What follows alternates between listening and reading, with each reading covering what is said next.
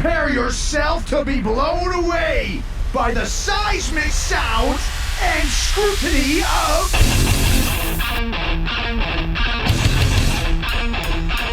Aftershocks Podcast with Chris Aiken and Matt Hartnett.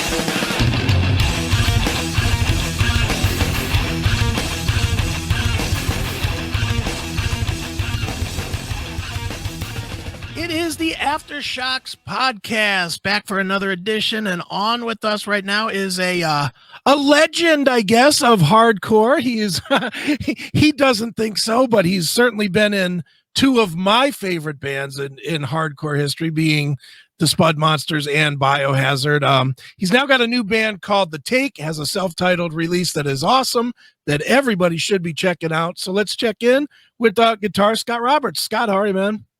I'm great, man. How are you? I'm good, man. Dude, I have to admit, I was more than thrilled when I got the text from you about doing this, because as an old school Clevelander and an old school Spuds head, it's always cool to find out that you guys are not only still doing it, but just, still around and still active. Yeah, I guess it's just in my blood. I can't help it. I tried to get out of it many times, but no question. Right.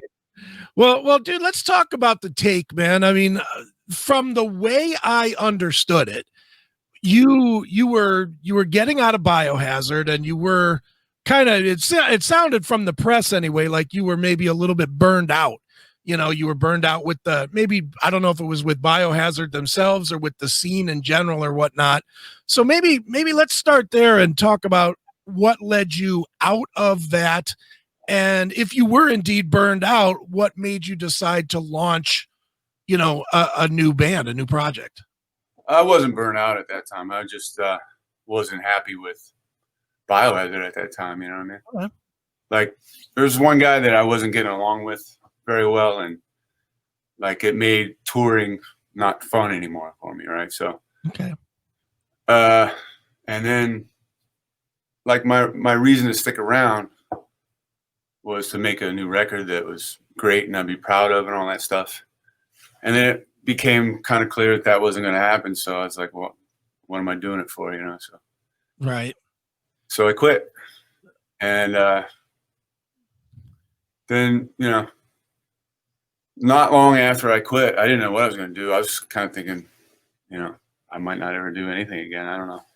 Right. But not long after I quit, I get a call from Will Shepler, who's the drummer in The Take, who used to be in Madball and Agnostic Front.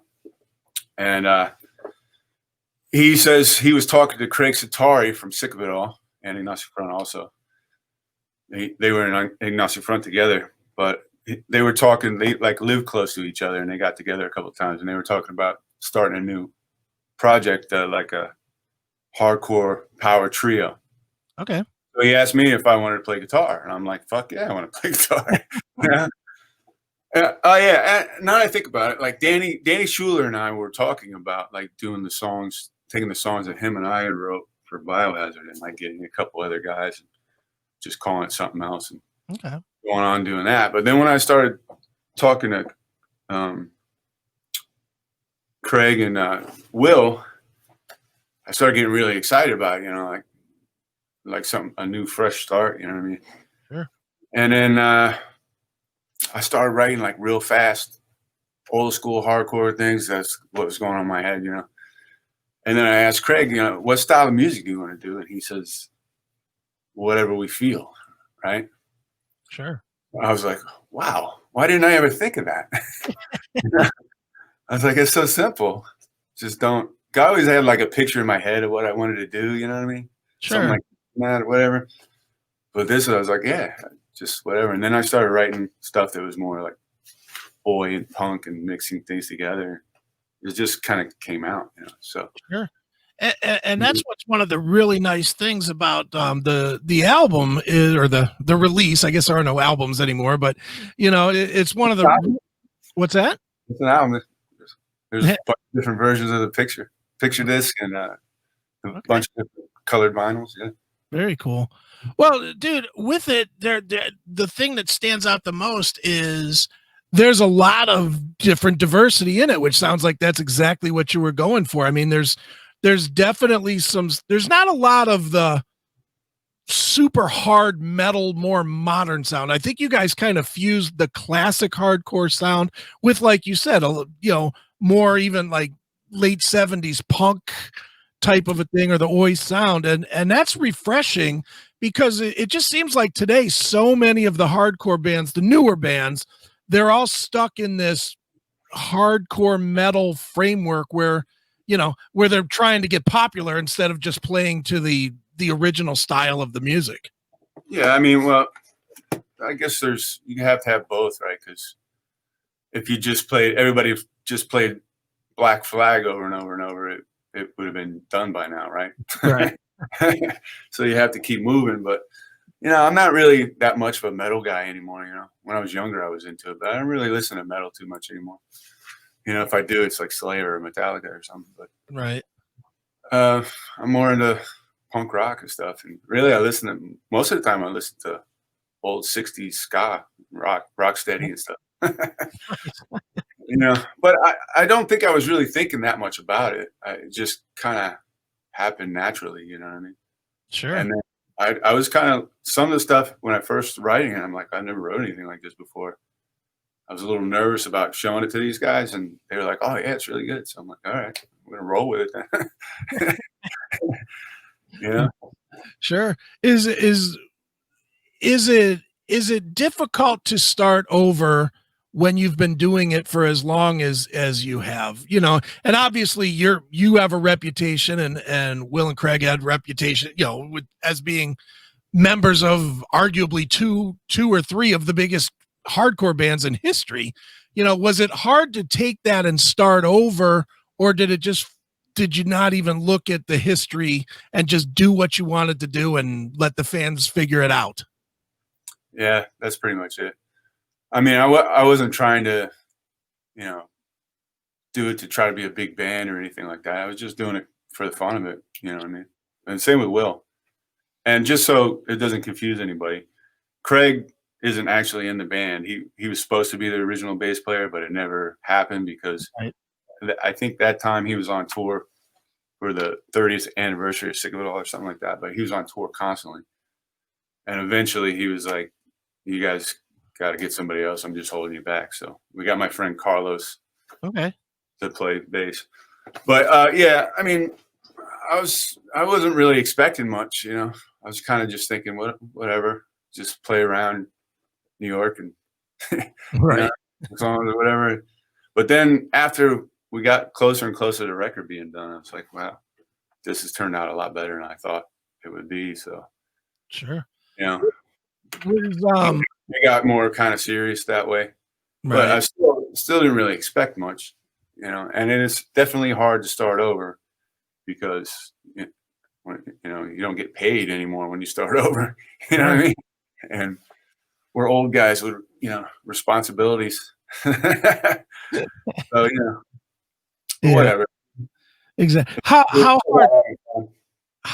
has it been as far as getting the word out about the band to fans? Have you found that people are finding it, or do you guys got to actually work pretty hard to get people to be aware of the take, or how has that gone for you?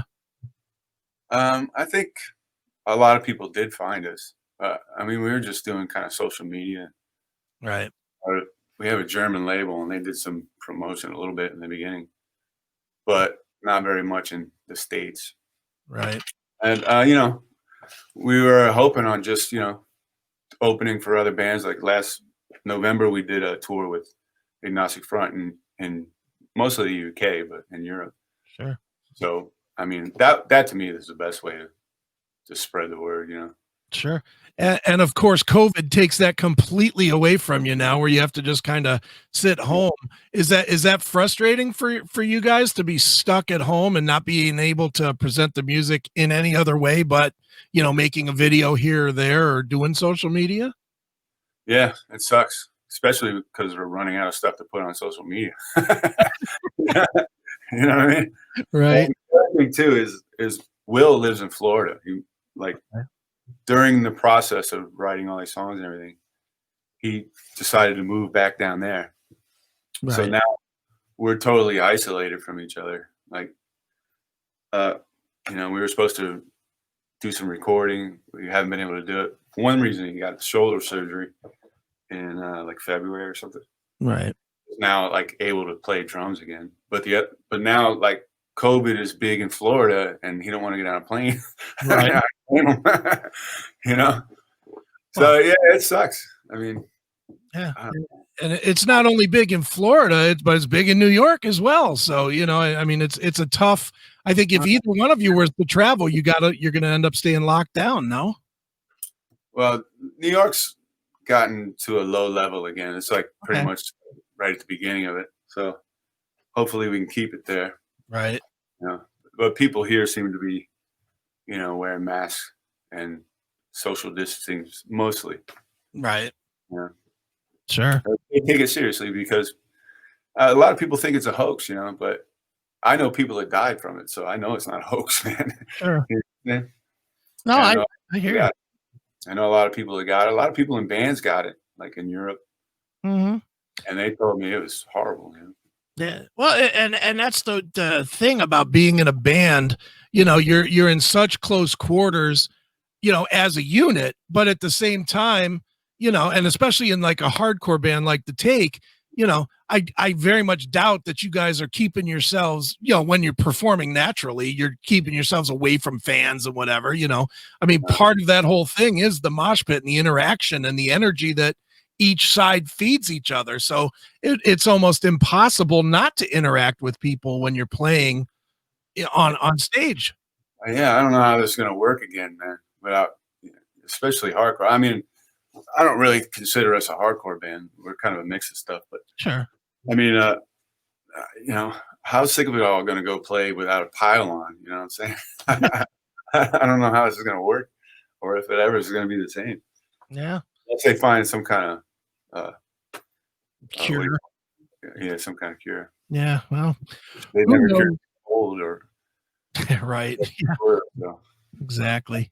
Yeah. Well, dude, let's dig into the record a little bit, man. I've got three definitive songs on the release that I love. First one is "Tits on a Bull."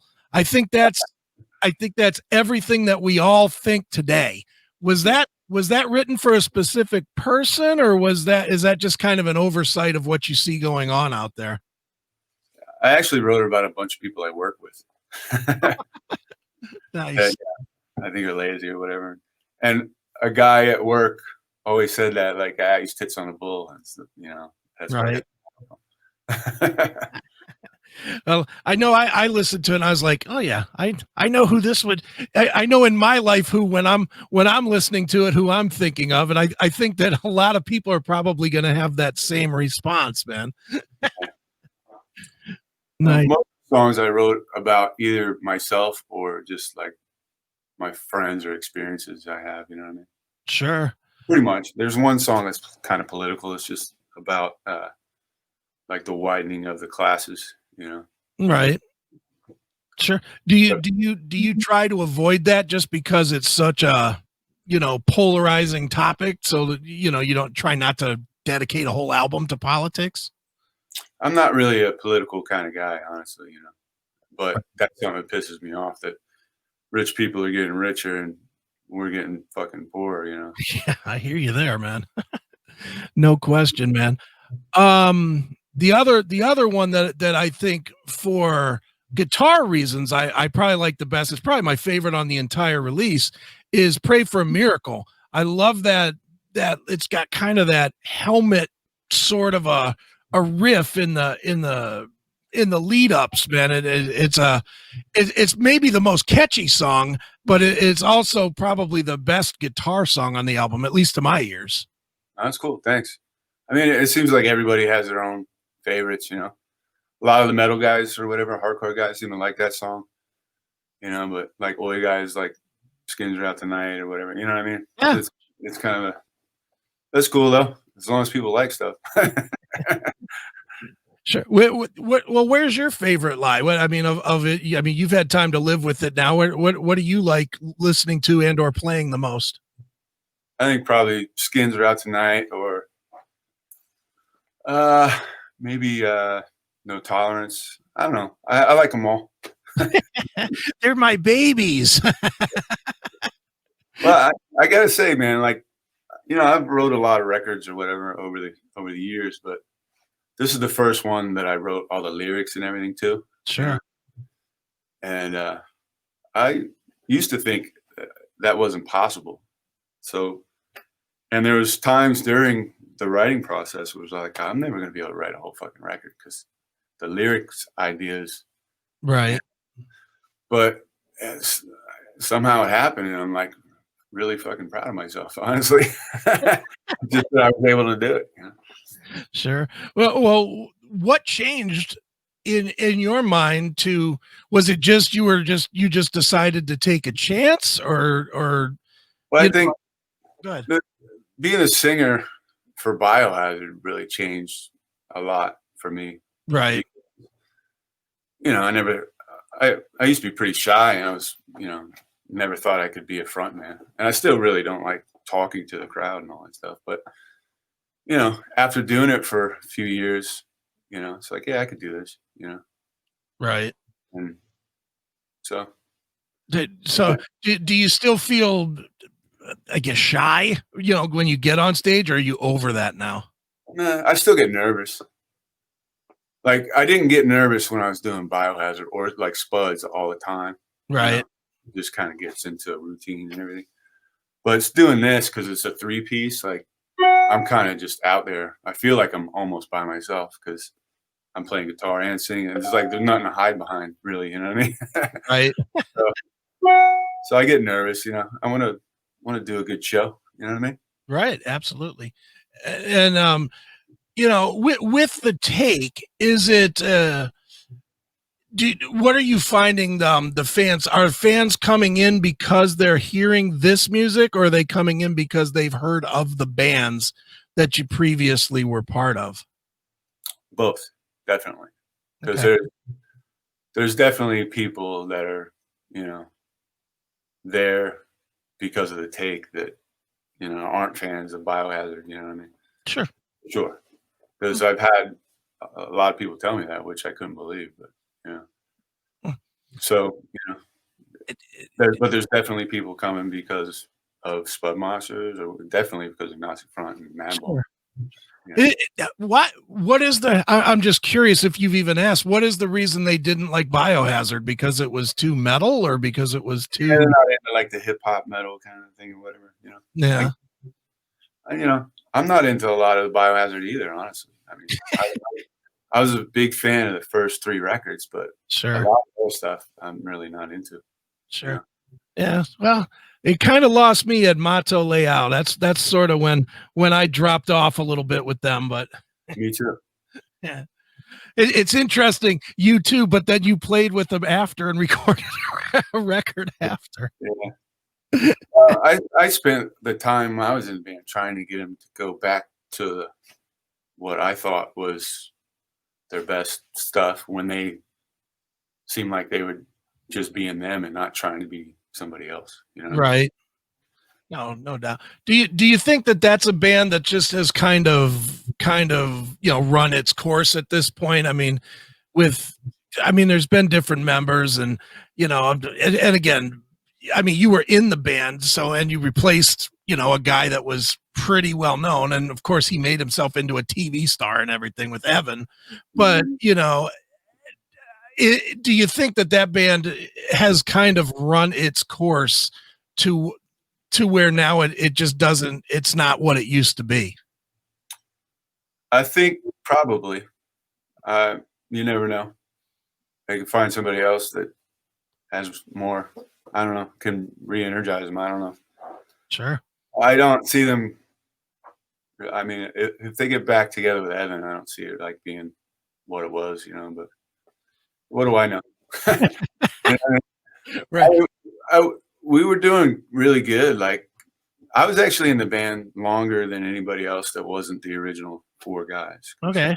I was in the band twice, actually. I Right. played guitar the first time.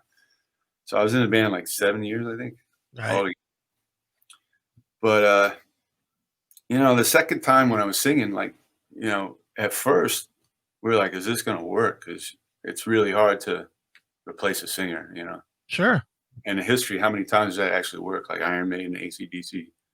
Yeah. Not, Yeah. not Some Van Halen, and that's it. a handful of times, right? Yeah. And, at first it was definitely weird. People didn't know what to expect. But in time, we were like really, the shows were getting bigger again. We were playing headlining festivals again. And like it was rolling. It was happening. It was working, but Sure. it all kind of fell apart. Yeah. And I don't want to turn this into a biohazard thing because obviously we want to promote the take, but I'm just curious, what was it that led you to think, or led the band to think, that you could be the singer? I mean, you hadn't been a singer, and you admitted yourself that you're kind of shy when it comes to getting up, as the front man. What was it that led you guys? Were you just messing around in the, in a jam room or something, and you picked up the mic and they just heard it and were like, okay, that works, or what? I mean, they heard me sing when I would do backups, and stuff. Mm-hmm. Right? And Danny and I were in like 3 bands together. Okay. Danny, the drummer from Biohazard. So actually the first time he talked to me about it was because Evan they were supposed to play a show, like a New England Metal Fest or something like that. Uh-huh. And Evan wouldn't tell him if he would show up. So Danny calls me and said, hey, can you fill in on this? And it was like 2 weeks away. I'm like, no. I'm like, well, for one thing, I got to work. But 2, it's like, I can't learn it all that fast. It's totally different, the bass parts and the guitar parts, plus the vocals. Right. I had a song in my head for 20 years. You know what I mean? I had to learn all that stuff. But at that point, I was like, well, maybe I should start learning this because this might happen again. He ended up playing that show, but then I don't know, a couple months later, I guess I get another call. He won't tell if he's going to play this show in England. And sure enough, he quit the band. Wow. Yeah. Dude, there was one other time too, where Billy had one time he had a kid, and another time I think he had like a family vacation, but there was like 2 shows where I filled in for Billy. Really? And did all Billy's vocals and play guitar. Jeez. Yeah, that sounds like a really functional situation. Evan thing, Yeah, just sounds like the whole thing was spiraling into a very dysfunctional place.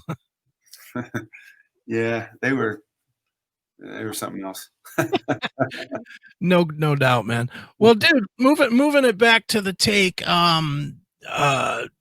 The last tune I wanted to talk to you about, which is I think is everybody's anthem that is on social media today, which is Dead to Me. Could be written just about social media. I know it's probably got a personal reason behind it, but man, that is like what everybody thinks when they see something stupid on social media, isn't it? Yeah, I didn't think about that. I wrote that about like 3 people I know that, are dead to me, I guess. Kind of took the inspiration from them. No doubt, man. Yeah.